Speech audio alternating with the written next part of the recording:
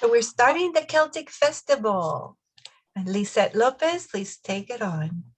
Thank you. So, ladies, this is Lisette, also known as Aislinn, and today we are conducting our first Celtic Festival. So, we had a festival for Samhain, and we've had other moments of celebration. We did something special for Imbolc. Well, now it's a Celtic festival. We are reclaiming St. Patrick's Day for the Divine Feminine. We are also going to be celebrating Ostara, or the spring equinox, spring festival. So it's kind of like a combination of both. And to give out everybody an opportunity to get to know us here at the Red Tent Goddess Sisterhood and the Academy, which is what sponsors all these awesome events, is our Red Tent Goddess Academy. So you'll get to know us. And I'm going to show you a little outline of what we're going to do today. All right, so the first thing is introduction to Red Tent Goddess Academy, and talk a little bit about us. We're going to talk about Ostara, which is the spring equinox. We're going to talk about the Celts, right? What's a Celtic festival? So we're going to introduce you. So who are the Celts? We're going to talk about 3 beautiful Celtic goddesses, okay? These are 3 amazing personifications of divine feminine that the Celts brought to us, and that is Brighid, the Morrigan, and Cerridwen. So we're going to go a little deeper with them. We are going to talk about the priestess program, so that if you'd like to know a little bit more about the program, we'll cover that. We're going to talk about the Anam Cara, and what is the Anam Cara, and why is it important, and why would we be focusing that in a Celtic festival? And then I will introduce our beautiful director, enchantress, and leader, Marlu Martin, who is the head of the Enchantress program, which is the other program we have. We have the Priestess program and the Enchantress. She's going to talk about karmic relationships. She's going to give us a quiz. And that quiz is going to be a very interesting quiz that will help us know, what our relationships are truly like. Then we're going to have an activity, which is a cord cutting. We're going to have a program overview of the Enchantress, so you get to know what that program is all about. And then we're going to have a conclusion of the PowerPoint presentation. Then we're going to have opening of sacred space. We're going to do a meditation to meet these 3 beautiful goddesses. And then we're going to have divination in breakout rooms, where we're going to have an opportunity to get some readings done. And then we're going to go ahead and close our circle. So that's what we have planned for you tonight. I hope you enjoy it.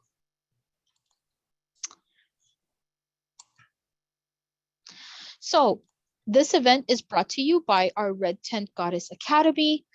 And we've got Jaslyn Varzida, which is goddess of regeneration and intergenerational healing, and Claudia Passetti, goddess of ecstasy and compassion. These are our 2 beautiful leaders of the Red Tent Goddess Academy, and the ones that got it started all, and the Red Tent Goddess Sisterhood.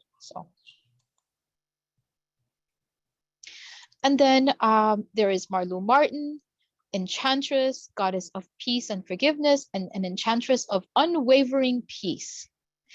And then myself, Aislinn, or Lisette, priestess, goddess of wisdom and magic, and I am a priestess of the goddess and a priestess of Brighid, who is one of the goddesses we will be talking about today.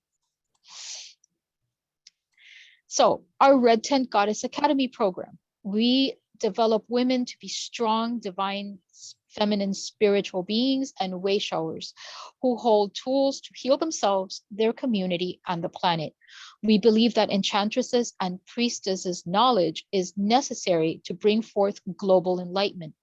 We at the Red Tent Goddess Academy are excited to bring you educational programs aligned to what we stand for in our world vision, which is truth, peace, wisdom, and abundance. And these are the 2 programs that we have, the Enchantress and the Priestess.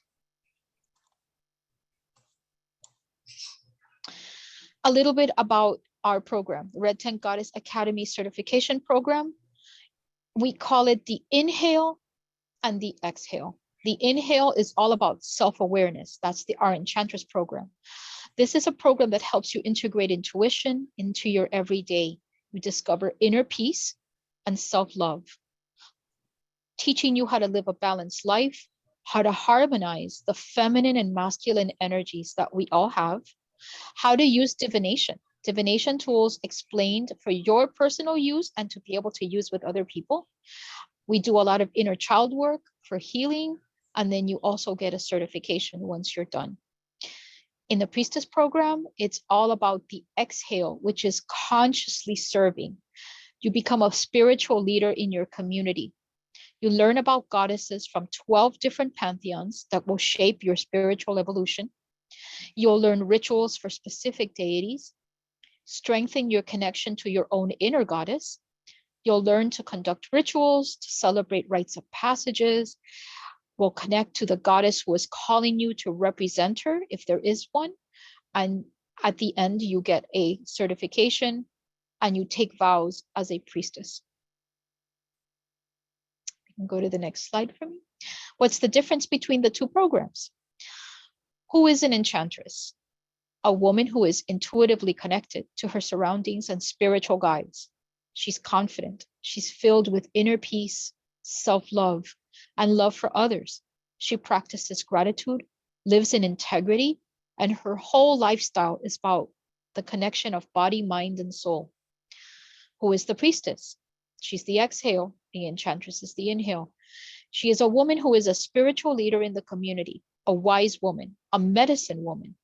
She's connected to the goddess in a special loving bond, devoted, wise, and representing the divine goddess here on earth. Go to the next slide for me. So that's a little bit about our program. Now we're going to talk about why we're here. We're here to celebrate Ostara. It's one of the things we're doing. Ostara is the spring equinox. The word Ostara comes from the Anglo-Saxon goddess name Ostra. Ostra represents spring and new beginning. Ostara symbolizes fertility, rebirth, and renewal. This time of year marks the beginning of the agricultural cycle. Farmers would start planting seeds. The word Ostara is just one of the names applied to the celebration of the spring equinox on March 21st. It's been celebrated and observed for a long time in many places around the world. And many of the beautiful customs of Ostara is what we now connect to Easter. So think Easter bunnies, think eggs, and think spring and bonnets and all the beautiful things that we connect with Easter.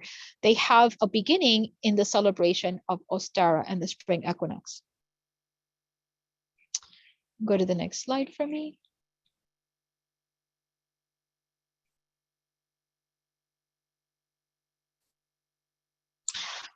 Ostara crystals. Okay, so these are some crystals that you can use to connect to Ostara, to connect and use in your magic. March 21st is usually the day that we celebrate the spring equinox, sometimes the 20th, the 21st, depends on the calendars. Okay, sometimes the 19th, so from March 19th to the 22nd, depends on the calendar. We have here rhodonite, tiger's eye, carnelian, apatite. Sorry, I was about to mispronounce that one. Serpentine and chrysocolla. So these are some beautiful crystals that we can use to connect deeper and use in any kind of ritual or any kind of meditation or anything that you would like to use to be able to celebrate the spring equinox. And if you can tell some of those crystals. Oh, okay, thank you. So I just read in the chat that this year we're celebrating it on the 20th. Okay, so see, so it's between the 19th and the 22nd. It depends on the year. This year it's the 20th. Thank you. Thank you for sharing that. And the beautiful thing about using these crystals, as you can tell, is a lot of these crystals have a lot of grounding effect, right? Tiger's eye is very grounding. Carnelian is a crystal that is connected to the fire element and beautiful to work with Brighid, one of the goddesses we're going to cover. That's one of her sacred stones is the carnelian.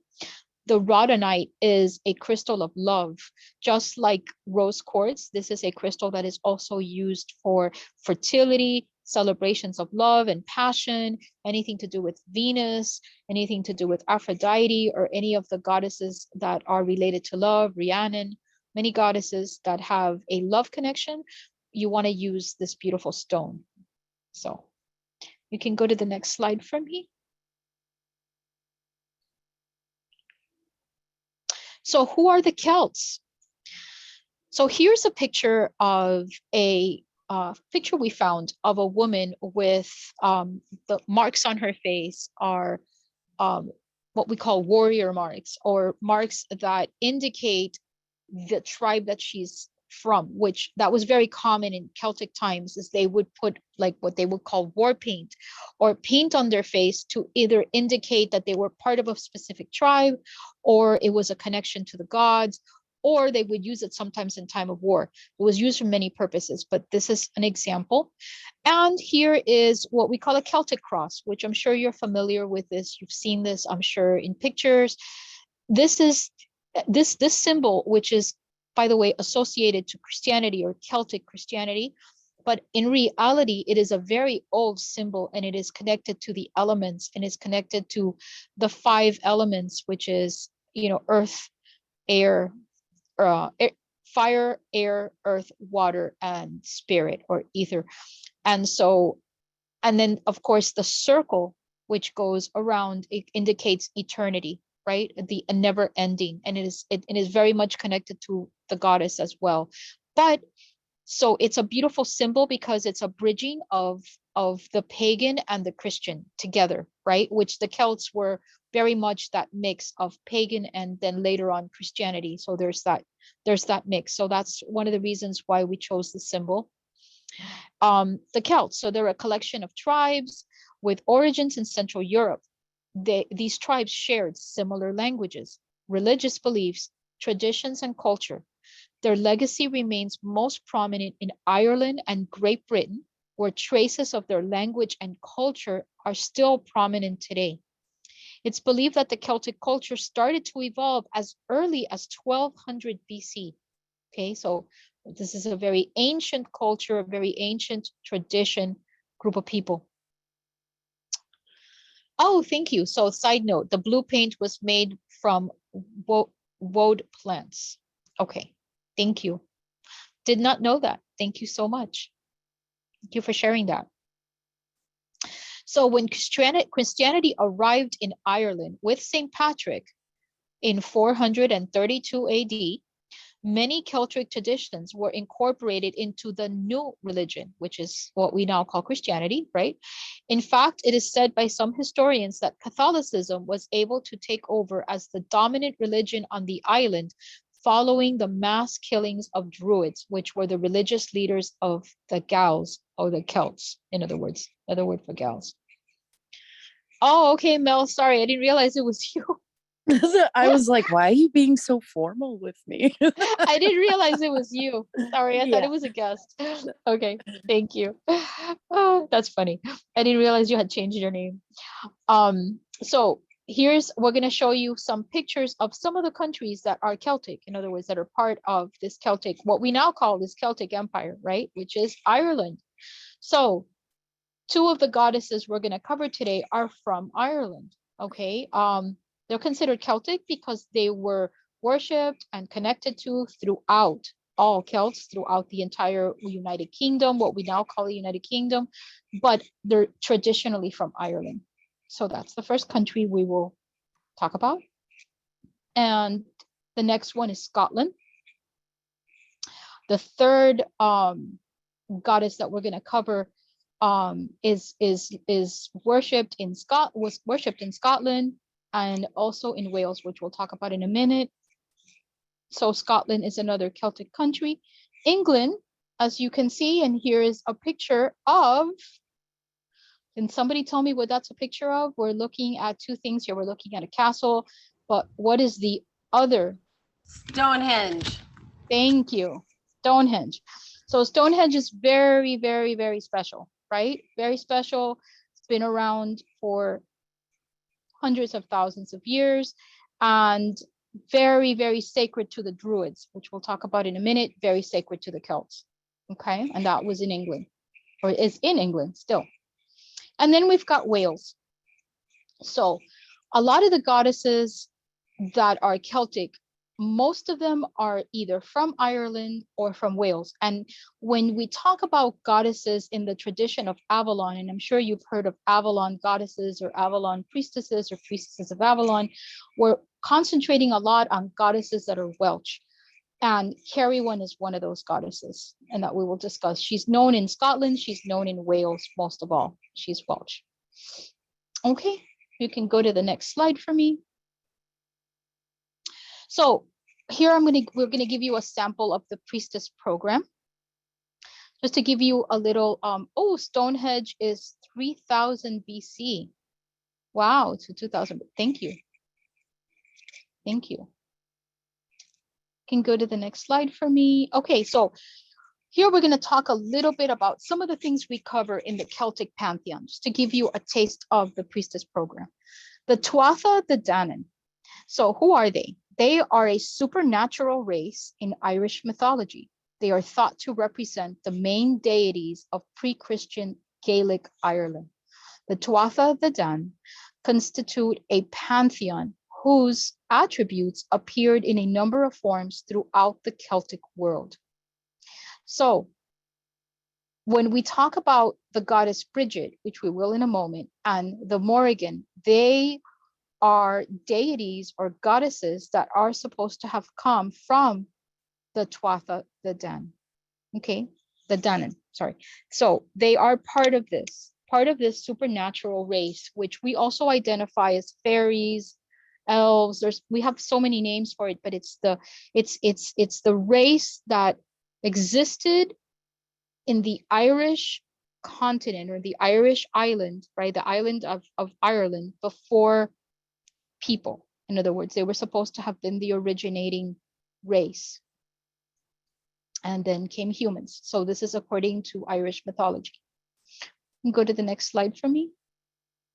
So here's just some pictures of the other world. We call it the other world, like elementals. They're not exactly elementals.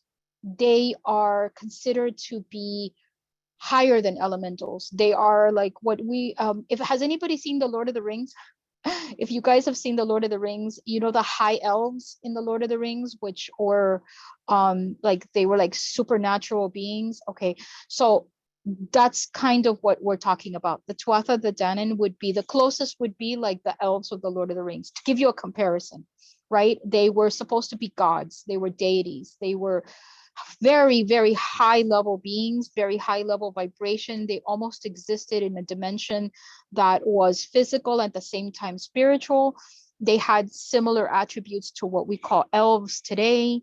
Like when we think of elves and fairies, and that we're thinking of the other world, that's kind of what the Tuatha De Danann symbolize. Elementals are a little bit more basic. They are spirits of nature, spirits of the different elements.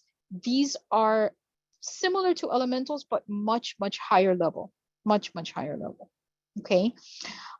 Here is just to give you like a broad view of elves, fairies, what we traditionally consider fairies, and that's a gnome or a leprechaun. So these are some of the names that we use for these beings that were very much part of Celtic mythology. Stories, when we talk about stories of Brighid and the Morrigan and other Celtic goddesses and gods, we're talking about their connection to these beings also. You'll find that a lot in their stories. Go to the next slide for me.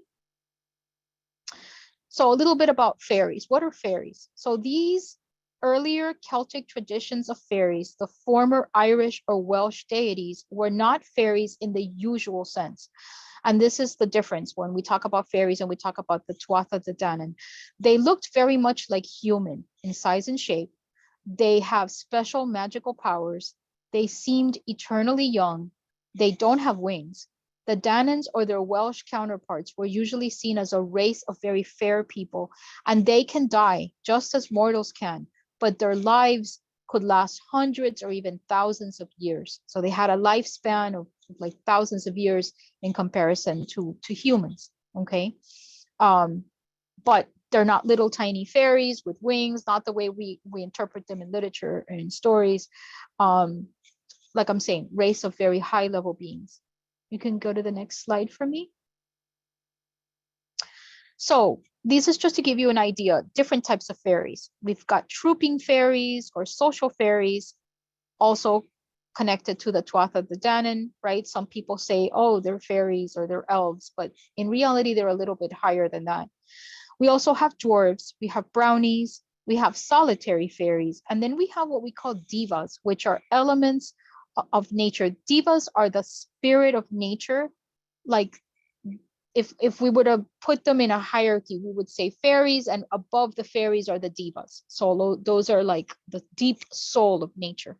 And then we have the elementals. The elementals are the most basic connections we have to nature, right? Nature spirits, but very, very basic elemental, what we call elemental. So they're like a collective soul versus being individual souls like the divas, like the Tuatha De Danann. You can go to the next slide for me. The Druids. Okay, so we mentioned the Druids. The Druids are really important. They were the priests, the judges, the teachers, the educated class of the Celts, responsible for all the rituals conducted at the time. They taught and did their rituals in secret. They did not leave behind many written documents. It was very much an oral tradition, very much. It was passed on verbally to keep them safe and to keep the information out of the hands of their enemies. So it's said that Druids used to write down their information on leaves of trees, okay? A lot of times it was oral, and the little things that they wrote down, they would put it on leaves, and then what would happen is if somebody would come in, they would just throw the leaves down, and it would just look like a pile of leaves, but in reality, it contained secrets. There was writing, they used a specific kind of writing called the Ogham, which we'll talk about in a moment. That was used a lot by Druids during the time of the Celts. And here's two pictures of modern day Druids, because now we do have a revival of Druids. And this is in Stonehenge. And as you can see, there are several groups and organizations now, not only in Great Britain, but here in the United States and in other places, where they are trying to revive the whole idea of being a Druid and connecting to Druidry. Uther, yes, Uther Pendergrass. So Uther Pendragon, I'm sorry. Yeah, the guy in the middle on the bottom, that's he legally changed his name to Uther Pendragon. Yep, and he is the head of a Druid group. Sorry. So here's some pictures. Here is the Ogham. So what is the Ogham? The Druids had their system of divination and writing. Their system of writing is called the Ogham, and they would write this on barks of trees. Okay, so they would carve out pieces of trees. Okay, and they would write the alphabet that you see here, and each tree was considered sacred, and they had a meaning. So each tree had its own meaning. The alphabet went with the tree, and so they would use it in divination, very similar to the runes, how we use the runes today, how we use the runes for divination, but we also use it as the Norse used to use the runes also as an alphabet, as a way of communicating. So did the Celts with the Ogham. So this is an example of the way the Ogham is written on pieces of wood, on barks of wood, and each piece of wood would have a specific meaning. You can go to the next slide for me.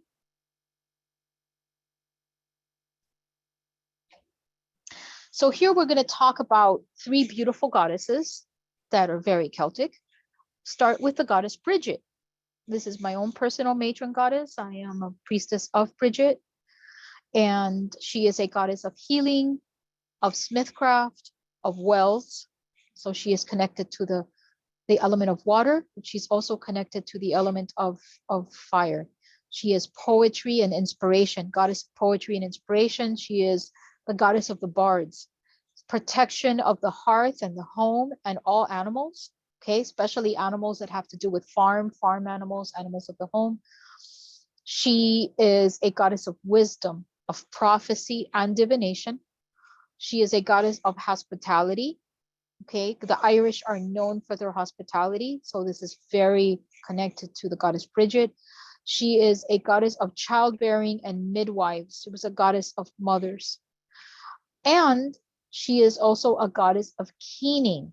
Now, keening is something that's very Irish, and it is a type of song or poetry that is used to mourn when someone has died.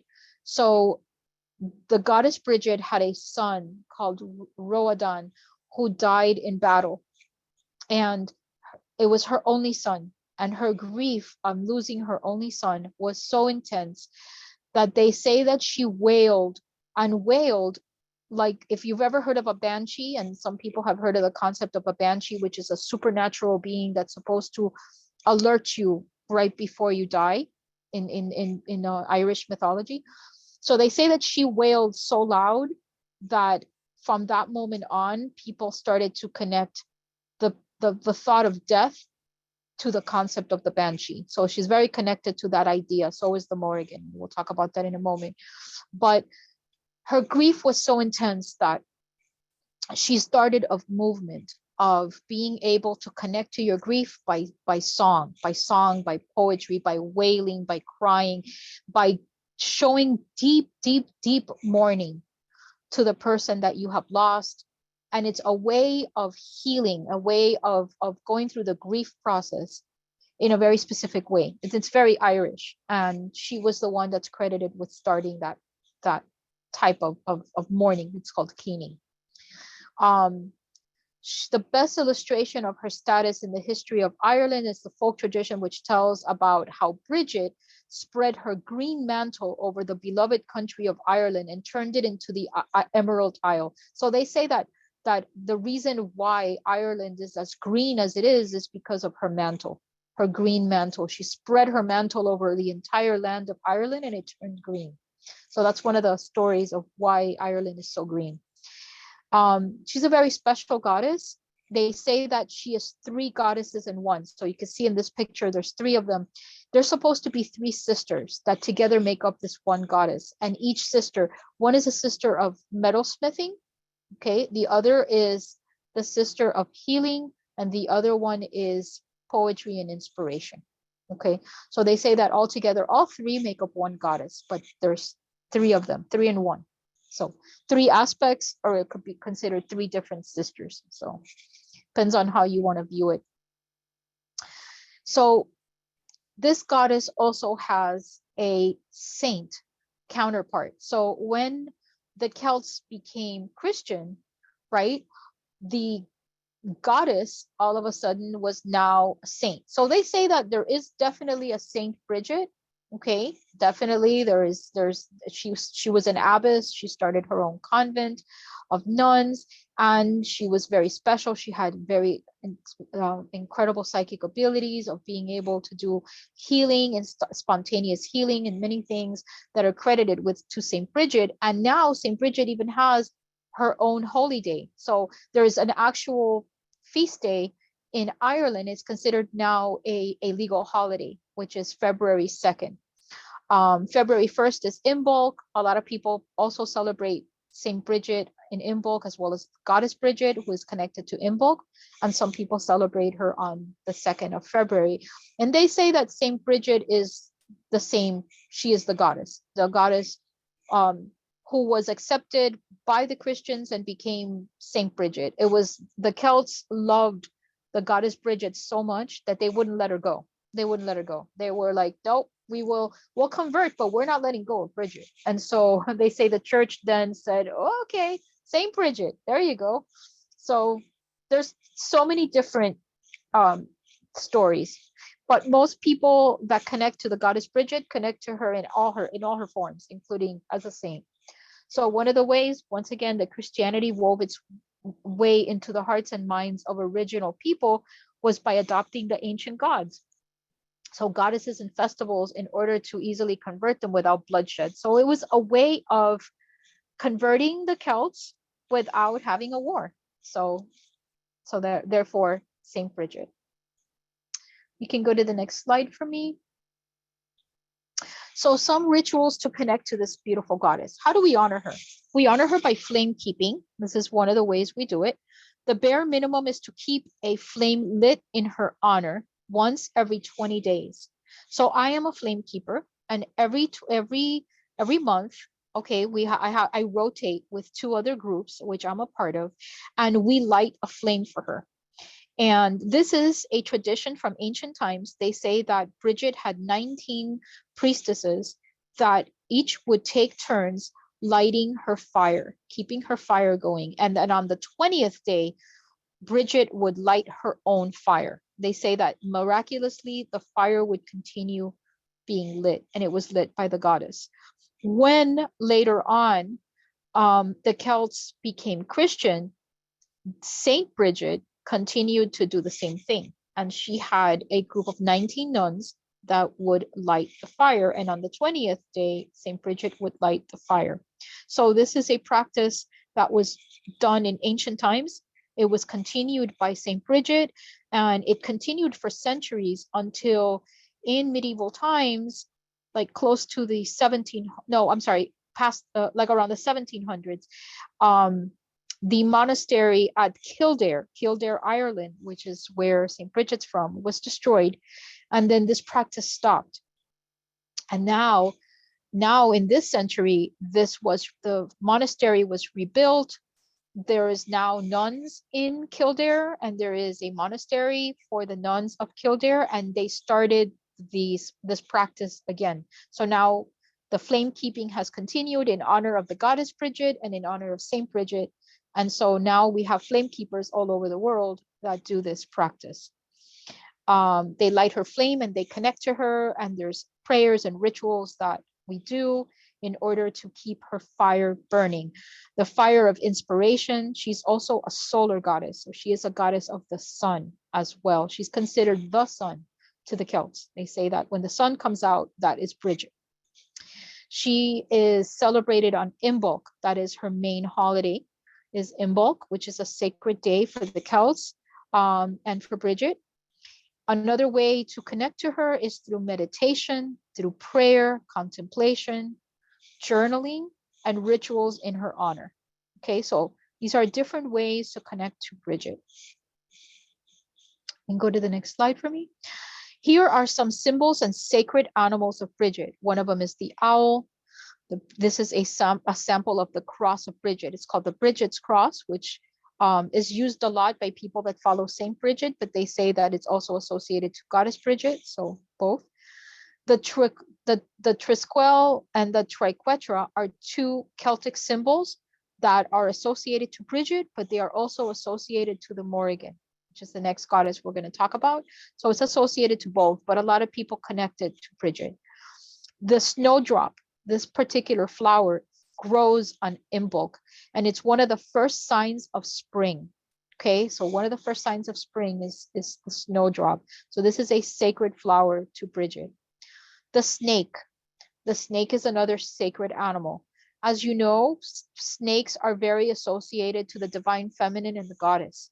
So there are various goddesses that are connected to the snake or the serpent, and Bridget is one of them. As a matter of fact, you will usually see pictures of Bridget with 2 snakes. Then there's the ox and the swan. The swan is also very connected to the goddess and to Saint Bridget, and so is the ox. All farm animals are connected to the goddess because the Celts did a lot of farming. They were a farming culture. Right? They were a culture that did a lot of farming. That was their main source of subsistence, was farming.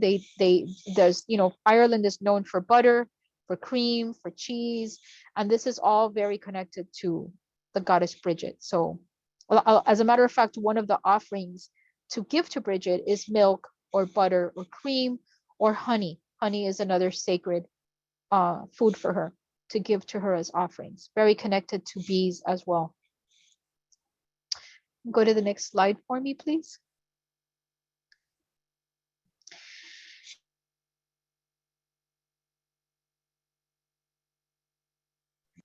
The Morrigan is a goddess of battle, strife, fertility, and fate. Very special goddess, also 3 in 1. Okay, similar to Brighid, same concept. Her abilities is she assists or hinders warriors. She's a goddess of sovereignty.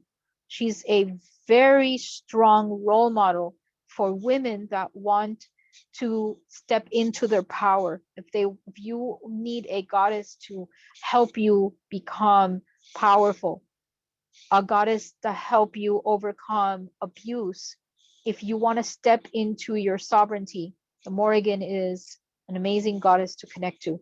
She is also a goddess of death, of prophecy, sexuality, and protection, and a goddess that is not afraid to go into battle. She is a warrior, okay, very protective.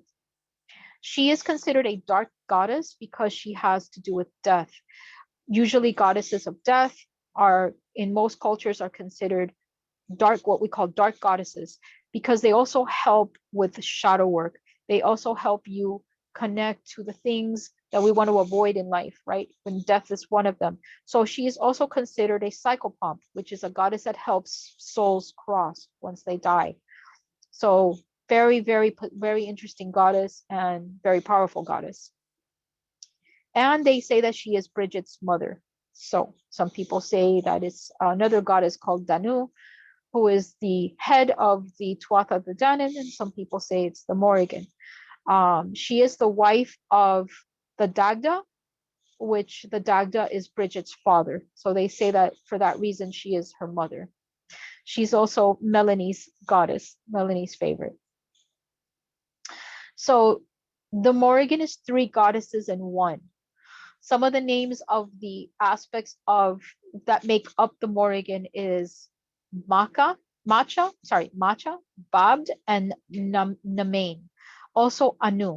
Some people say that the third one is Namain, some say Anu. They say these 3 are also sisters that make up this one goddess, just like Brighid. And some people say it's 3 aspects of the same goddess. So there's different ways of looking at it, of looking at her. She is referred as herself. You'll hear Irish people, when they speak of the Morrigan, they call her herself. It's like a devotional way of speaking about her. And she is associated to Morgan Le Fay in a very loose manner. Some people say that she is the darker aspect of Morgan Le Fay, which is one of the goddesses of Avalon.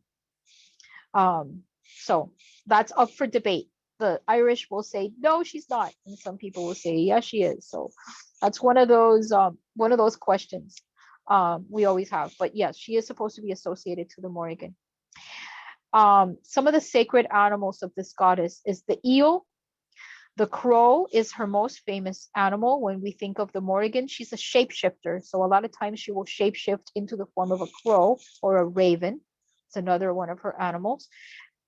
She's associated to the eels and to wolves. Okay, wolves are also very sacred to the Morrigan.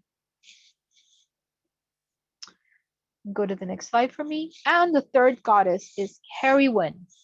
So Cerridwen is mostly, she is a Celtic goddess, but she is mostly known in Wales and also in Scotland. Cerridwen is a powerful underworld goddess. She's the keeper of the cauldron of knowledge, of inspiration and rebirth. She rules also death, fertility, regeneration, inspiration, magic, enchantment, and knowledge. She's a lunar goddess. She is a shape-shifting goddess able to take many various forms. She is known also as a white witch or a goddess, known both ways.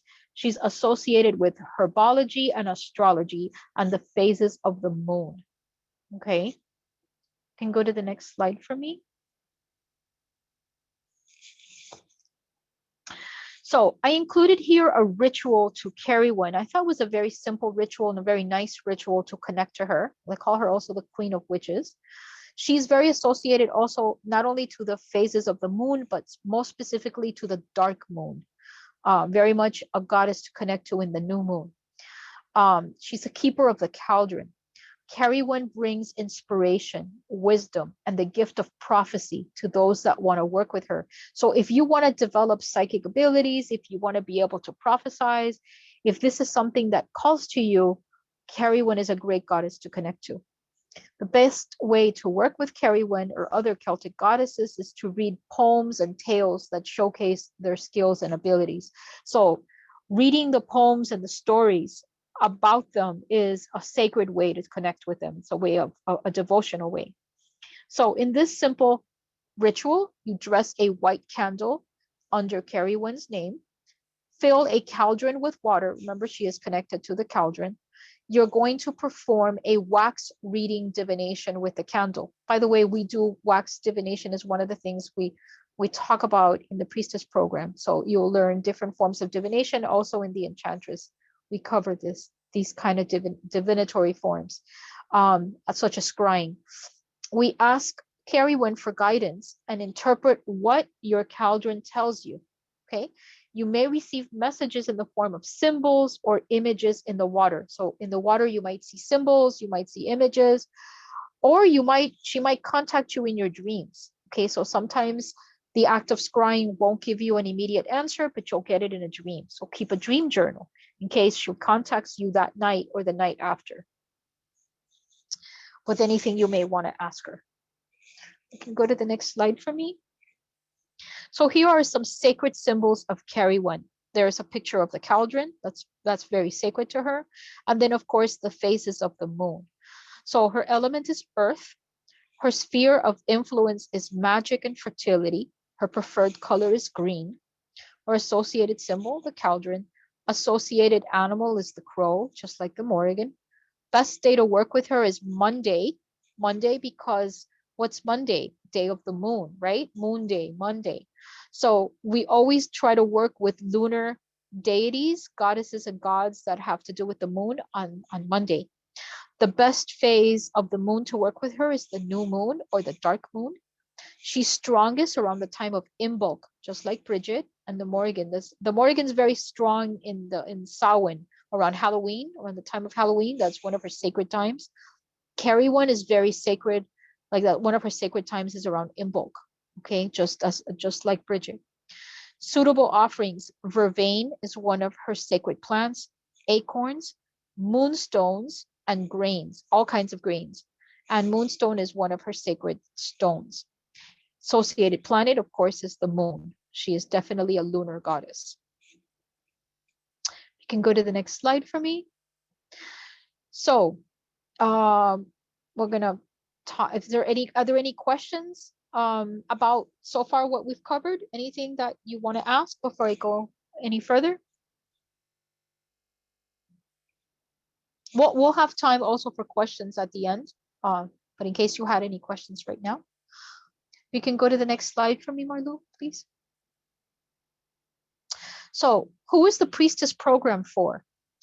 Soul-driven individuals, awakened individuals who want to reach out to others, people who are nurturers and supporters, spiritual coaches who want to work with women only, conscious women who want to lead women's circles, those who want to learn or connect to a goddess or goddesses, those who want to learn rituals and conduct rites of passage, anyone who is devoted to or wants to be in service to a goddess, anyone who wishes to connect to their inner goddess, anyone who wishes to develop their feminine side or to receive a priestess certification if you feel called to become a priestess. Go to the next slide for me. Who will you be after the priestess program? You will have the ability to share your knowledge and create masterclasses in the Red Tent Goddess Sisterhood. You will be a priestess with your own connection to a matron goddess. You'll be a spiritual leader in your own community. The rituals and knowledge to become an officiant at Universal Life Church or any other church that you want to connect to that will ordain you. You'll be able to do rites of passage such as hand fasting, baptism, or baptism, or what we call beginning of life ceremonies, which is similar to a baptism. Death ceremonies, menarche, crone, mothering, pregnancy ceremonies, different kinds of ceremonies. We cover all of that in the priestess program. We do banishings and blessings, representing the goddess. You will learn magic and rituals for helping yourself or other people as a spiritual coach. You will hold space. You'll learn about women's circles, lunar circles, and you'll know how to create your own coven if that's what you wish to do. Go to the next slide for me. So this is to give you an idea of some of the pantheons that we are going to be covering. This is by month. So the first month is the introduction to becoming a priestess. We will be learning in the second month goddesses of the ancient world. We will learn in the third month goddesses of the Gnostic and Hebrew pantheon. Okay, so here's where we're going to talk about Mary Magdalene, the Shekinah. We'll talk about beautiful goddesses like Lilith and Asherah and all of the goddesses that are connected to the Hebrews and the Gnostics. In the Egyptian pantheon, of course, we're going to cover Isis, Hathor, Bast, Sekhmet.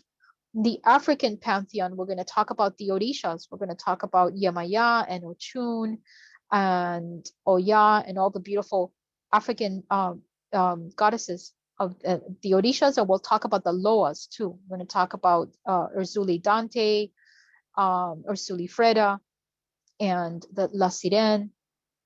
In the Hindu pantheon, we cover all the Hindu goddesses. So we're going to talk about Kali, we're going to talk about Lakshmi, and all the different Hindu gods, Hindu goddesses, I'm sorry. The Greco-Roman pantheon is where we're going to cover all about, you know, Hecate and Venus and Aphrodite and Hera and all of the different goddesses of Greek and Roman. The Celtic pantheon, and we're giving you a taste today, but we're going to go further and deeper into all the different goddesses of the Celtic pantheon. The goddesses of the Far East, I'm sorry, is where we talk about Kuan Yin, Benzaiten, Amaterasu, and a lot of beautiful goddesses that have to do with China, Japan, and Southeast Asia. Then we have the Norse pantheon, where we cover Freya, and we cover Frigga, and we cover Hela, and all the different Norse goddesses. In the Russian Slavic pantheon, we're going to cover all of the Russian goddesses, or Ukrainian goddesses, and all the Slavic goddesses, Baba Yaga and many other goddesses. And then we have the Native American pantheon, where we're going to talk about Buffalo Calf Woman, we're going to talk about Grandmother Spider, we're going to talk about all the Pachamama and all the beautiful goddesses of North and South America and Central America, all the native goddesses, and also the Hawaiian ones like Pele and Hina and Sedna. And then we conclude and graduate from the program. Okay, and you of course will learn a lot of priestess practices, which is the next slide.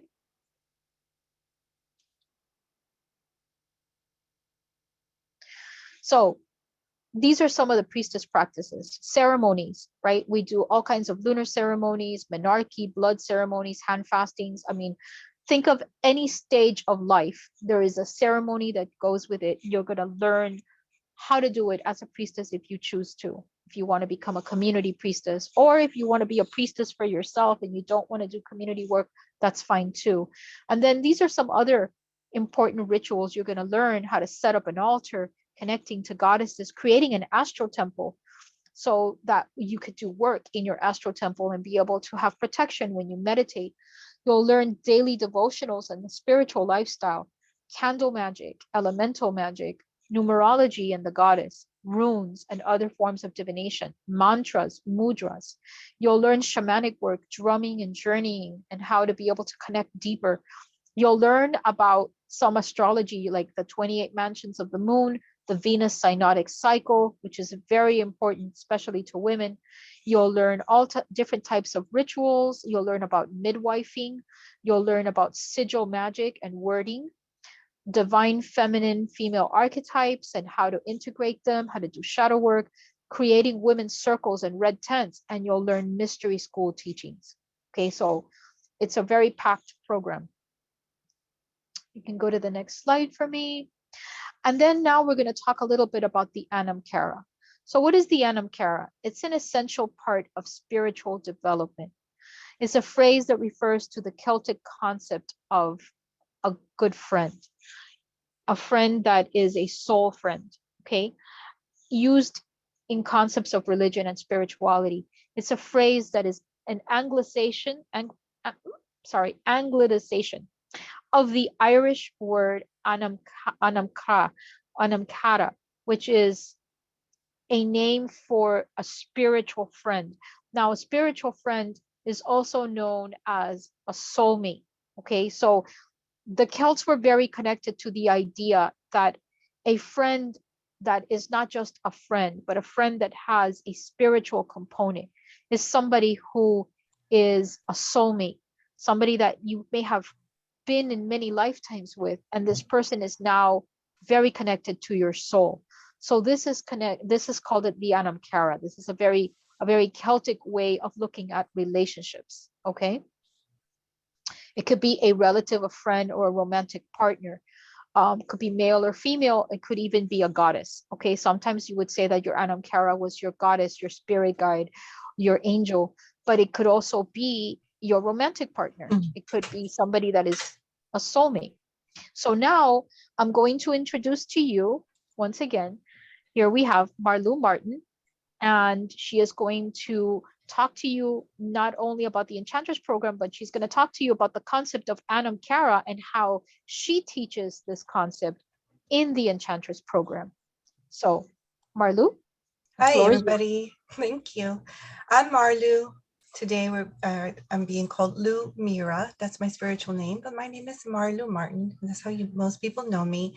I'm the Enchantress program director and teacher. And what I'm going to teach you today is a little bit about what the differences are between soulmate, a twin flame, and a karmic relationship. I got a lot of clients and students that ask me, am I in a karmic relationship? What do I do to get out of it? What do I do so that I don't continue having the same type of relationships over and over? What is it that I need to understand? How do I get out of this cycle? So I'm going to teach you that today. So we're going to do a quiz. So if you have a paper, if you have a pen or pencil, we are going to do, it's a very simple quiz. It's 2 quizzes. The first one's got like 3 questions and the other one's got like 5. But it'll give you an understanding of where you're at with your relationship. Most people want to know about their romantic relationship, but this can happen with a relationship of a best friend or a relative, a mom or a daughter. So most people will want to know about the romantic. So my first question, so we're going to learn what if this relationship is a soulmate relationship or if it's a karmic relationship. So the first question is, in this relationship, A or B? A, you feel good, balanced, and happy. B, you have started to feel like something is just not right. So you're going to write A or B. Question number 2. In this relationship, my relationship teaches me self-worth. I may feel valued, or I have found that I feel value of my own because of the way that I'm being treated. So that would be A. Or B, my relationship teaches me about the world and others. So in A, you feel that the relationship is teaching you about you. In B, you feel like the relationship is teaching you about the world and how to act around the others. So the question, if you answered A for both of these, you are soulmates. Your soulmates help you learn your self-worth. You feel good, you feel balanced, you feel happy in a soulmate relationship. A soulmate helps you awaken and challenge yourself and vice versa. You help awaken them, you help challenge them. When you meet your soulmate, could be a friend, a family member, a partner, or maybe even one of each, because you can have more than one soulmate. You can't help but feel an undeniable pull toward them, almost as if you've met them before. If you answered B for one or both, then you're likely in a karmic relationship. And I'll talk to you about that in a little bit. You're learning about the world and others. In a karmic relationship, at some point, you will feel like something is just not right. Your soul provides karmic experiences for others that you may be unaware of. Sometimes you receive the lesson, and sometimes you give the soul lesson. Before I go on, does anybody want to share anything they learned or anything they saw tonight in this little quiz that gave you an awareness? Anybody? Go ahead, Trish. Yeah, soul family. And, you know, I've been asking for my soulmate, right? For the last, what, two years or whatever. And being down in Florida with you guys, you guys are my soulmates, you know, aha. And the pull, literally, I got home, I'm like, I'm moving. That it's a no brainer. I'm like, my soul, you guys give me breath. And yeah, aha, huge. Yeah. That's awesome, Trish. Yeah. And the people that are karmic are vibrating out of my life as I elevate my consciousness, you know, and it's hard, but it's a beautiful thing, you know. I love you too. You know, it's growth. And thank you. I'm like blown. This is beautiful. Thank you for sharing all of this. You're welcome. And we still have more to go. Wait till you see what I got for you. So I'm going to talk to you a little bit about what karmic relationship is. But before I do, is there anybody else that want to share anything else? I don't want to trip over anybody. I just want to say I'm definitely in a soulmate relationship. Good. I kind of knew it, but after this quiz, it's kind of like, yeah, it's cemented. Okay, thank you. You're welcome. So if you are in a karmic relationship, just to confirm, a karmic relationship is one that's filled with all-consuming passion, but is extremely difficult to maintain. In a karmic relationship, it's an opportunity to learn something about yourself that you never knew before, as well as the most significant life lessons in love, although it's not exclusive to romantic partners. Love as unconditional love. It can grip both partners tightly, and despite the damage done to both, they don't seem to be able to let go of each other, even though everybody around them is telling them to end it. It can also be one-sided and codependent.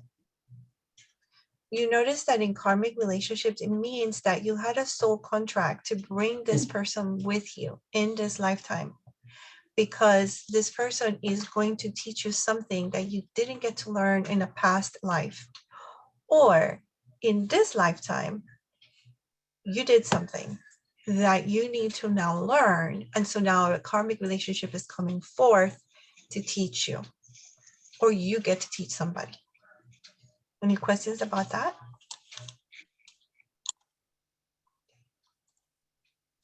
So in a karmic relationship, there's a karmic law. There's a law of cause and effect.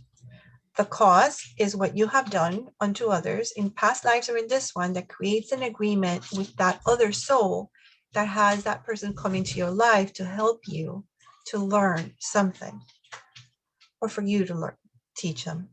And the effect is because of the karmic agreement that you caused, it makes your present and future. So you create a karmic agreement once you've done something that now becomes part of your path here on earth, and it can happen in future lives if you don't learn it now in this lifetime.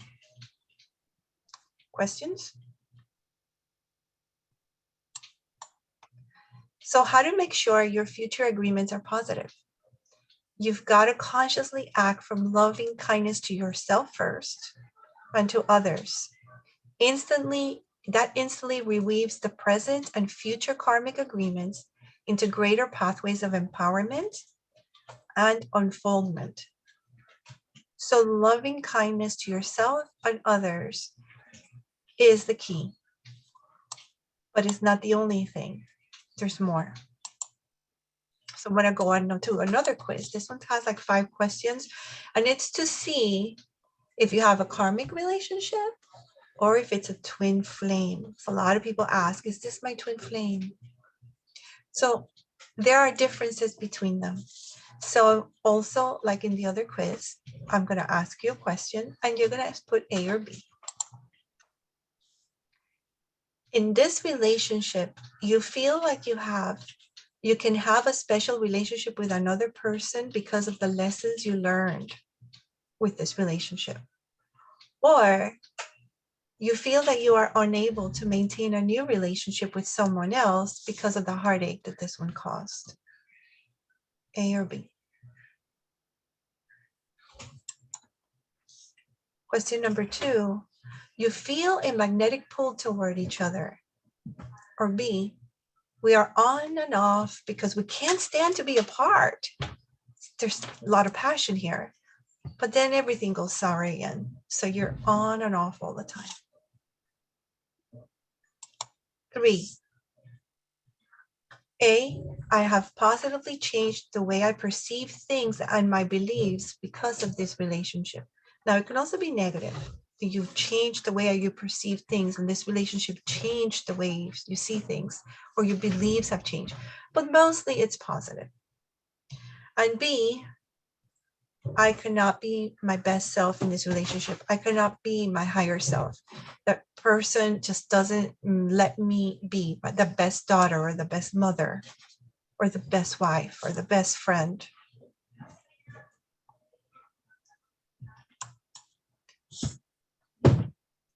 The relationship is unstable, but I'm staying on because I have this psychic connection with this person. Or B, I recognize it no longer serves me, but it's taking forever to make a final decision to leave. And there might be both of them. If it's both of them, see which one pulls to you first and write that one. And then put the other one as possible. And the last question is, their past fears and emotional traumas resonate with mine. Or you are trying to change yourself for this person, or you're trying to fix this person. B would be that you're trying to change something about you to make it work, or you're trying to fix that person. A, you resonate with their emotional traumas, have the same kind of background, same baggage. If you answered A, you're likely twin flames. If most of them are Bs, you're likely having a karmic relationship. I'm going to go into what twin flames are now. A twin flame, you need to feel the pull of a soulmate before you can ever meet your twin flame. And not everybody meets their twin flame in this lifetime. Meeting your twin flame doesn't need to feel romantic. A lot of times, twin flame relationships come together solely to create something for the betterment of humanity. Whether or not you're involved romantically, you'll still always feel a strong bond between the two of you. You have an extremely telepathic or psychic connection with this person. You feel prepared for a special connection with another person because this person prepared you, helped you be a better person. You evolve together. You feel a magnetic pull toward each other, and you understand your purpose through your relationship. This is important because with a twin flame, they open your awareness to the point where you start to recognize, I really could go with that belief that they have, and maybe I can switch my beliefs a little bit so that I can understand this belief that they're coming with, and so that I can understand this other perspective. And then you start understanding your purpose through this relationship. Any questions yet? Okay. But here's another side of the twin flame. It is unstable. Although it is transformational, it is unstable. With twin flames, their past, their fears, and their emotional traumas resonate with yours. So you feel like there's a relationship that is understanding because you both went through similar things. They have checkered relationships marked by emotional inconsistencies and intense passion. So it's not just with you, but with other people too. Their time together runs the gamut from sheer happiness to sheer pain. So it's, can be on and off. It's painful and it's happy. But one thing is for sure, there is a purpose. They are a stimulus to our spiritual awakening.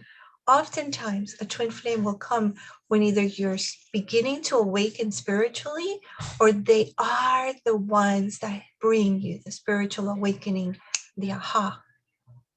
Your twin flame has the power to change your beliefs, ideas, and concepts and how you perceive life altogether. And sometimes how you perceive yourself, but positively.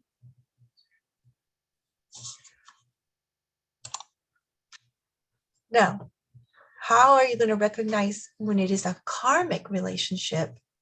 These 2 points need to be present. If it is a karmic relationship, you will recognize that you cannot be your higher self in the relationship. This person will probably keep you from being the best daughter to your parent. They don't let you do everything you want to do for that parent, or to your daughter, to your son, or to a friend. They might keep you from being the best friend you want to be for someone else. When they call you and they ask for your support, this person in your relationship wants all the attention. So you can't be who you want to be. And you feel like that relationship no longer serves you. You're hanging in there because there's a thread of love and because of everything you've done together. But there's pain. And the things that now you want to do, this person doesn't jive with it. There's no vibe. Like your dreams are no longer being seen by this person. Any questions?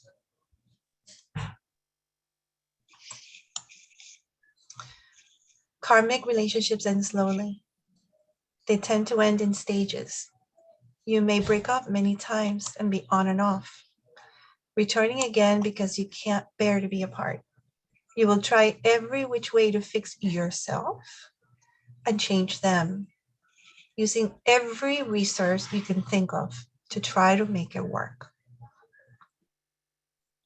But see, with a karmic relationship, you have a contract, an agreement. And once that agreement ends, it ends. Like you try to maintain it and try to stay with it, but it has ended. Everything you wanted to do with that relationship is finished. So now trying to maintain it, trying to keep it is really counterproductive for you and for this person, because you're not going to learn anything else from each other. Your learning has stopped. You've learned everything you needed to learn from that person. And it's important that if you're being mistreated or you're unsure of how to escape an unhealthy relationship, it's critical that you reach out and ask for help. Talk to a trusted friend or family member, or make an appointment with a therapist. I needed to put this disclosure in here because a lot of times when people are in karmic relationships, it's more than that. It's an abusive relationship and they need to know they need to get out. And so I'm here to help. I'm here to support. This is the way to walk away. When you're in a karmic relationship, you don't usually want to say it and you don't usually want to believe it. So how are you going to walk away from a karmic relationship so that you don't walk into a new karmic relationship or maybe an abusive karmic relationship a second time around or a third time around? Is that once you realize that you want to let go from this relationship, you've got to think about what the lesson is. Did you learn compassion? Did you learn to be at peace in a time of chaos? What did you learn? That lesson is important. If you don't have a lesson learned, you're going to continue finding new people with different faces, with the same type of relationship, until you learn that lesson. And you're going to try not to draw this from a place of anger or blame, but instead you're going to take full responsibility for your actions and your role in the relationship to restore balance in your life. What I mean by that is you're going to take accountability about what part you took to bring this relationship into your life. It doesn't mean that there's blaming you. It doesn't mean that you're at fault. You don't need to be in anger with yourself or with that person. This person came into your life to teach you something, and you just drew on it. You just kept moving it, right? You just kept drawing from it and trying to maintain a relationship that was already over. And so now don't blame yourself for it. It's part of what a karmic relationship is. So it's a time for you to forgive yourself for whatever it was that you had a part on. And then also forgive this person because they came to your life to teach you something. And it's time for now to move away from that. And now it's time to focus on you. It's time for you to have self-love. It's time for you to recognize your self-worth and start to bring boundaries into your life for self-respect. When you're unsteady, remember you deserve a healthy relationship. What I mean by it's unsteady is when you start to draw back, oh no, I want to stay with this person. Karmic relationships are toxic. Remember that. So remember that you deserve a healthy relationship. And a lot of people don't know what a healthy relationship looks like. They didn't see it in their mom and dad, or they didn't see it in somebody in their lives. So they don't know what a healthy relationship looks like. But all you have to do is think about how you really deserve to be treated as a queen, as a goddess, how you really deserve a relationship, what you want from this friend or man or woman, what you want from this relationship, how you want to be, served, how you want the relationship to grow, and write it down, because that's the healthy relationship you're going to bring forth and manifest when this karmic relationship, toxic relationship is over. And allow yourself time to be alone and grow from that experience. If you rush too quickly into another romance, you're likely going to fall into the same karmic patterns. So when you cut the cord and learn your lesson, you're going to break free from this karmic bond forever. Okay, I know I threw a lot at you, but this is important that you understand how to break away. And I'm going to teach you how to cut cords today, energetic cords. So for that, I want to teach you what a relationship cord looks like. Now, we don't see these, but they're energetic, they're etheric, they're invisible. And we have cords that connect us to every person we meet, every person we smile at. But they're small, thin cords that can easily break. But when they're thick cords, especially when there is sex involved, they become thick. And they can become negative if there's a lot of anger, if there's fear in the relationship, if there's shame, if there is guilt, if there is abuse. And it becomes dark, black, gray, and thick. Positive ones are vibrant with colors, and you know that they're colorful because when you're with that person, you feel good. You feel like there's a positive energy within the relationship. When there's negative cords, when there's dark cords, black cords, the relationship is the exchange with that relationship is very negative. So I'm going to teach you how to cut these etheric cords today. A lot of you have done cord cutting before, and we're going to do it today. I'm going to do that activity. And what is cord cutting? It's an energetic process of cutting negative and fear-based attachments from your life experience to prevent them from continuing to block your energy, your vitality, and your well-being. When you cut the cord and learn your lesson, because it's important that if you don't learn your lesson, even if you cut the cord, you'll have something still to learn, and you're going to end up bringing a cord with somebody else. But when you cut the cord, you're going to break free from that karmic bond that you had with this person forever. What that means, it doesn't mean that you're not going to see this person again. It just means that it changes the way the relationship is. It's going to be different when you are with that person, because you no longer have that bond, that karmic bond, and that thick cord that is between you and that person. So now you can speak with a healthy way. You can forgive. You can be nicer to each other. And you don't necessarily need to leave or completely detach from the person, but rather you are detaching from the negative aspect, the aspect of negative energy that is corded to you. And then we're going to release that cord into the light, into the violet flame, and we're going to transmute it into peace, so that you're no longer energetically engaged with that pattern of negativity. Do you want to do it? Yes, Trish, good. All right, so we're going to do it. I'm going to talk to you about unhealthy cords first. Unhealthy cords can develop within families, with friends, colleagues, and even pets. So if your pet is having separation anxiety issues, for example, or if you have an ex-lover, a friend, or a family member who's experiencing neediness, they may be corded to you in an unhealthy way. They may be creating low energy within you, creating draining energy. You feel drained when you're with them. The vibrational feelings of guilt, sadness, or regret can come back without you even realizing it. So these can be alleviated by a cord cutting and can promote an energetically healthier relationship.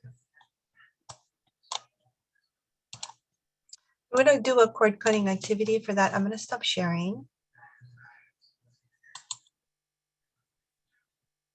And what I want you to do is to find a place in your home where you're at, where you can relax. You may turn off your cameras if you like. You're going to be hearing my voice. Some people fall asleep with my voice. It's okay. I love you. What's going to happen if you do fall asleep is that you're going to do the cord cutting energetically and in your dream. We're going to take about 15-20 minutes doing this, girls. So close your eyes. I want you to put your feet on the ground, or if you're laying down, lift them up on a pillow. So I want you to close your eyes. And I want you to breathe in deeply and out deeply through your mouth. And you're going to start relaxing yourself.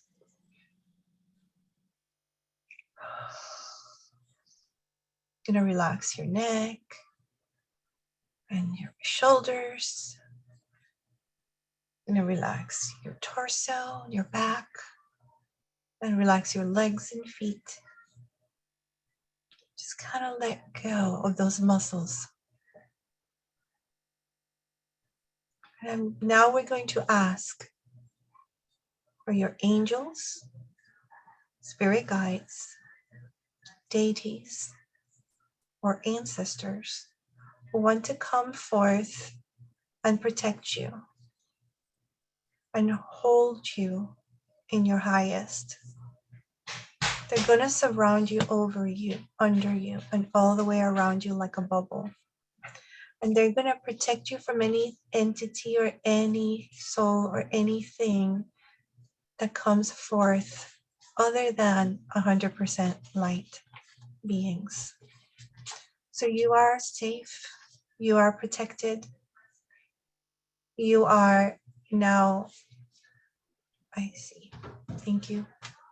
You are protected. You're safe. You are now in a bubble where your angels are holding space for you, where only truth and love and pure light can enter.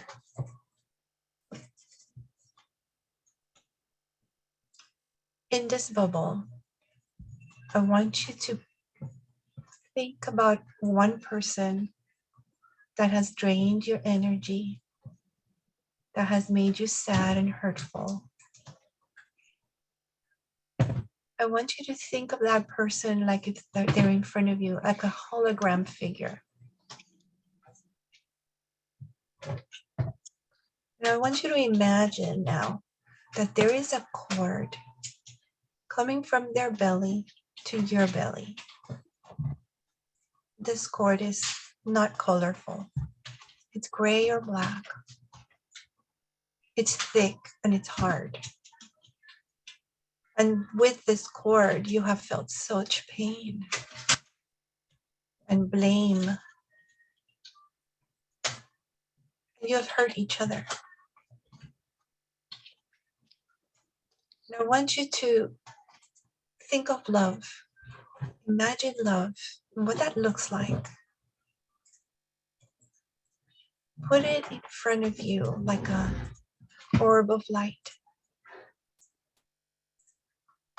And then place it into that cord and roll it forward so that it goes through that cord and into that person. And imagine this person light up with that love that you're sending them.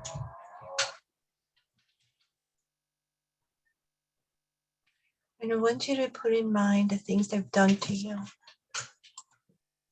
Put in mind those things that were hurtful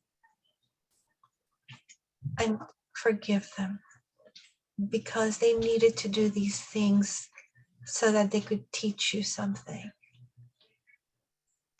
So I want you to think of what it taught you. What did these things that this person did to you, or that you felt he did to you, what were they teaching you?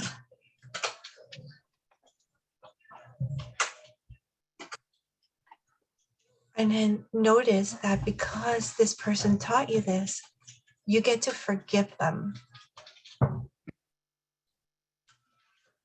And say to them, I forgive you for those things, for all of them. I forgive you. And I ask you for forgiveness for anything I have done to hurt you, whether consciously or subconsciously, in any way, shape, or form. I ask for your forgiveness. I am sorry.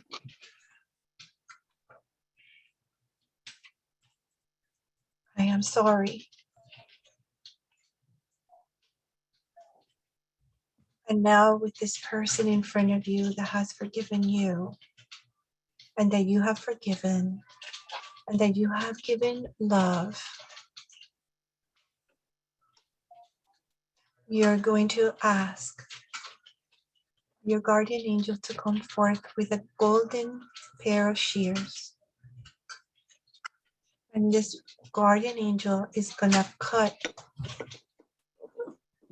near his cord, leaving only a stump in the area of his abdomen or her abdomen. And this angel is gonna grab that stump, and with the permission of the person, pull it from the belly. And this person is gonna sigh, and this person is going to feel relief. And this person is going to be feeling your love. And your angel is now going to pull the cord from you. And with that limp cord and the stump, ask the angel to place it over a violet flame. And as you see the angel place it on the violet flame, you're feeling love, you're feeling forgiven, you're feeling your self-worth way higher. than ever before. You feel powerful, you feel strong, you feel confident that now you can move forward. And you're watching the cords move up, up, up, and disintegrating. And as they're moving up, they are transforming into love. They're transforming into light. They're transforming everything that's ever happened between you and this person.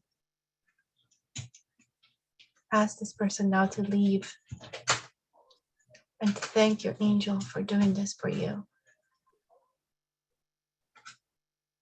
And I want you to breathe in deep through your nose and breathe out through your mouth.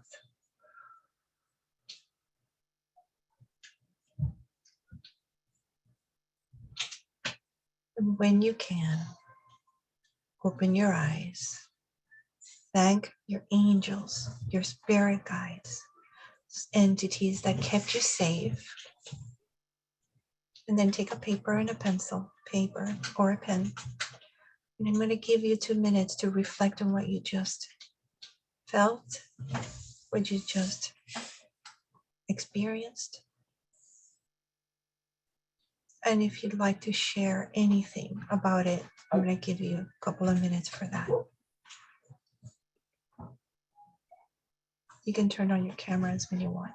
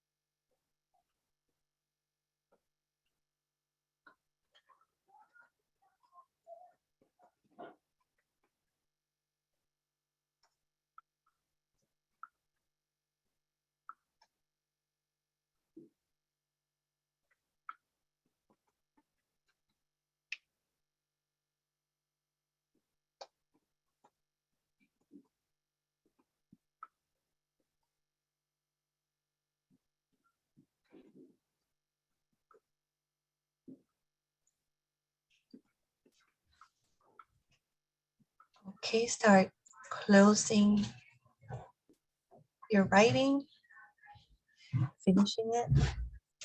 And is there anybody that wants to share? Hi, Connie, welcome. Hi. You walked in right when we were doing a cord cutting. I did. Anybody want to share? Hi, Rose. Hi, everyone. Oh. This is Rose. I guess I share. I'm so happy that I joined in. I guess I joined in when you were explaining the differences between the twin wind flames and the karmic relationships. And you know, the cord cutting, the way you describe that, you know, I've heard and done cord cutting before. Was so powerful because it really came from this feeling, you know, that it could just be a change. You know, in the past, the cord cutting always feels, you know what I mean, that you just negatively cut something off. And, you know, it never felt right. You know, this way you described it, you know, it just felt really healing. You know what I mean? That it doesn't necessarily means, you know what I mean, that the relationships are over, that they're changing. So that was very beautiful. And, you know, that's the first time that I've heard it explained like that. And it was very powerful. So, you know, the cord cutting, because of that, you know, felt very, very peaceful and very confident, you know what I mean, that no matter what, You know what I mean? There's no negativity, you know what I mean, out of cutting the cord. And so it was absolutely beautiful. So thank you. You're welcome. I'm happy that I didn't miss this. Great. Yes. Thank you. Anybody else?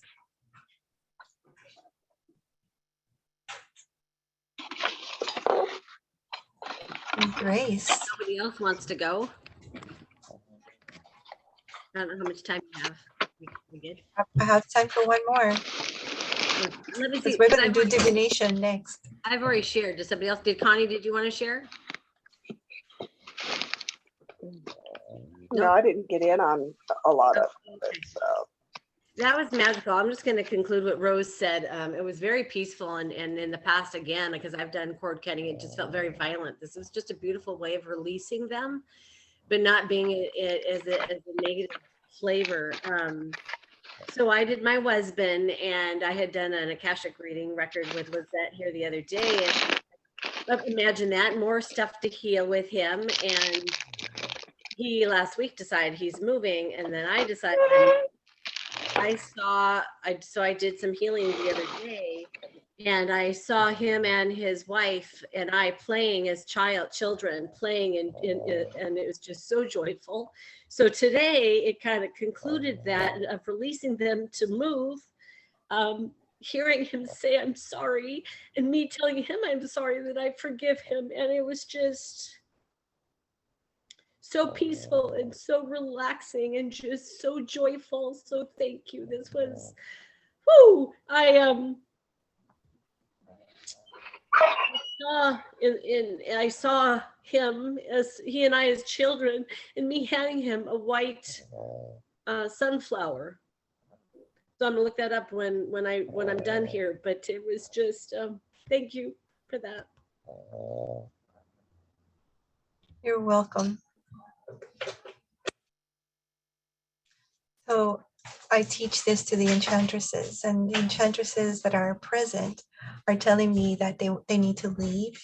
So I would like to introduce them and have them do divination. So we're going to do breakout rooms so that you all can experience the divination that our enchantresses are doing for the Red Tent Goddess Academy. I have Aislinn Wolf, who is Lisette Lopez. She does runes really, really good. Estrella, who is Ali Love. She is going to do oracle card readings today. Mary Ceretha, who is Melanie, is going to do tarot. Is that right? And I'm going to do pendulum. So what I'm going to do is put you all in breakout rooms and have you can, so that you can move from, I'm going to let you choose the rooms. Okay, so I'm going to break out rooms here. Create room number 1. I'm going to put here rooms.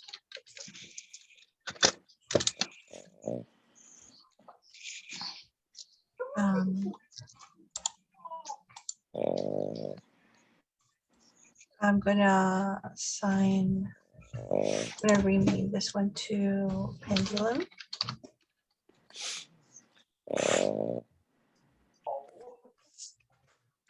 I'm gonna do one that's called oracle card reading.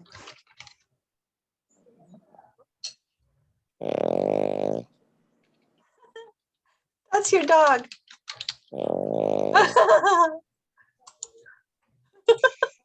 What's that?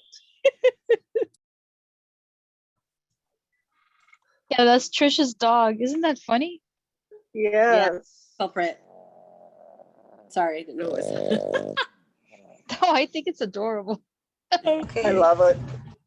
It's out. So I'm going to assign the runes to Aislinn Wolf.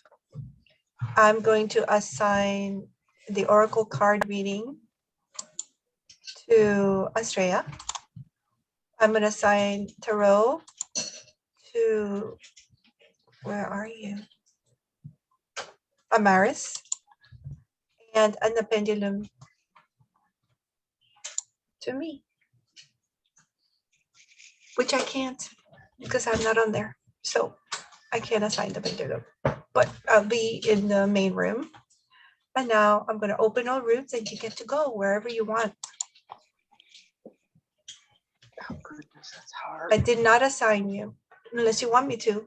And then you can just move around however you want to do it. Assign me. I'll never be able to make up my mind. Okay.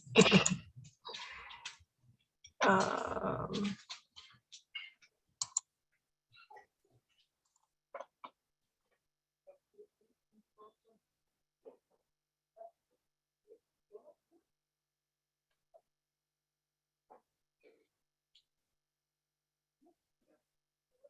I'm going down. You get up.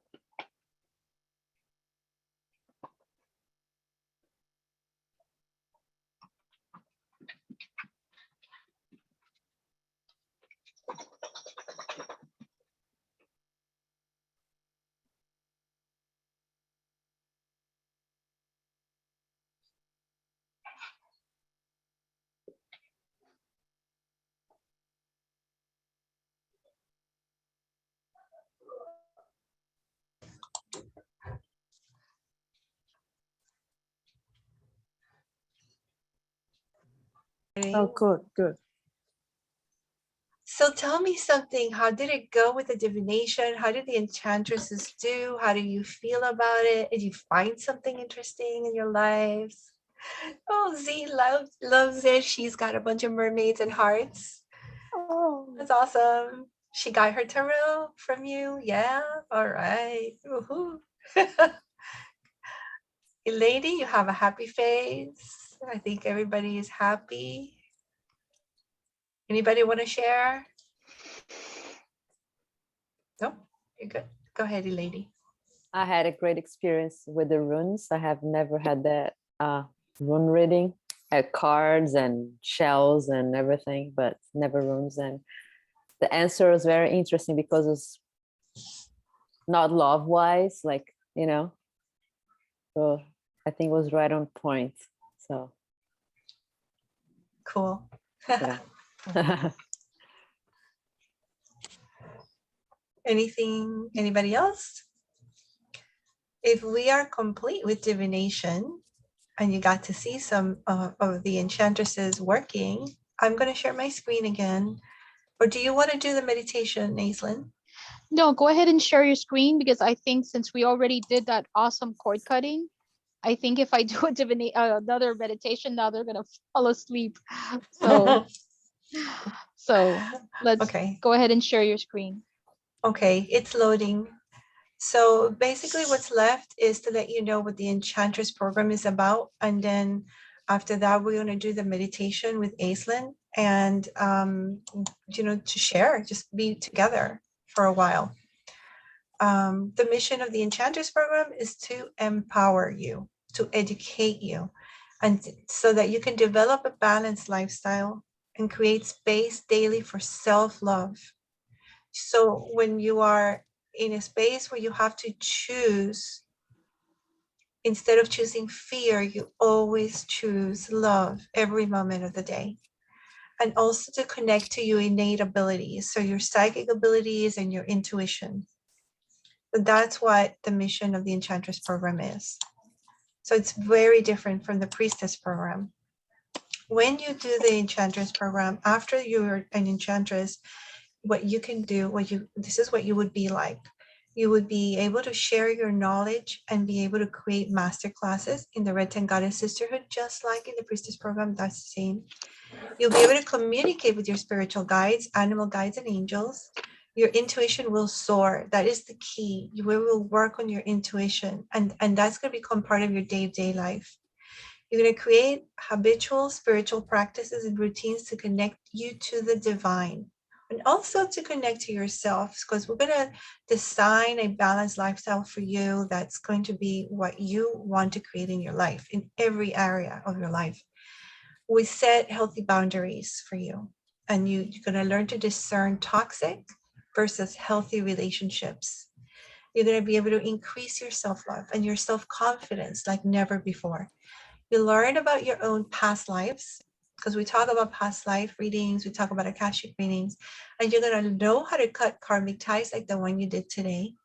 You're going to learn to break past life vows, break agreements, break contracts and curses that no longer serve you, and always with light work, always with peace, always with love.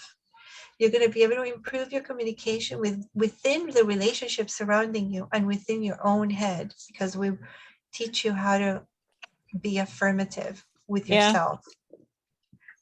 You're going to learn to master the technique of lucid dreaming and be able to use it to connect to your deceased loved ones, your guides and goddesses, and I'm in the middle of whoever prepping, that babe. is Cauliflower. need to Yeah. mute. You need to mute. We're hearing you. No, just roasted cauliflower, and then got some pork chops, and I'm not sure what else to do with it. Can you mute yourself? This lady, that same lady that made the cheese, Somebody tell her. made a cauliflower, took cauliflower and cut like steaks. Oh, I was able to mute her. Okay, this is the outline of the Enchantress. With the first month, we talk about intuition and spiritual, and work on your spiritual lifestyle. We teach you about energy protection. On month 2, we talk about astrology and how to communicate with your angels and spirit guides. On month 3, we talk about earthy stuff, the spiritual nutrition, but also the physical nutrition and physical movement. And we teach you acupressure so that you can work on any illnesses or any discomforts that you have in your body. So month 3 is a lot about physical. Month 4 is about inner peace. We talk about dreams also. Month 5, it's all about self-love. Month 6, we talk about spiritual laws, including the law of attraction and manifestation. In month 7, we talk about crystals and making grids and using the pendulum. Month 8 is cosmic wisdom. We talk about love and light, balancing the female and the masculine, and how to develop your psychic abilities. In month 8, we start introducing you to divination with oracle cards and tarot. In month 10, we do palm reading and Akashic records reading. Now, you will not leave with a certificate as a palm reader or an Akashic reader, but you will be able to read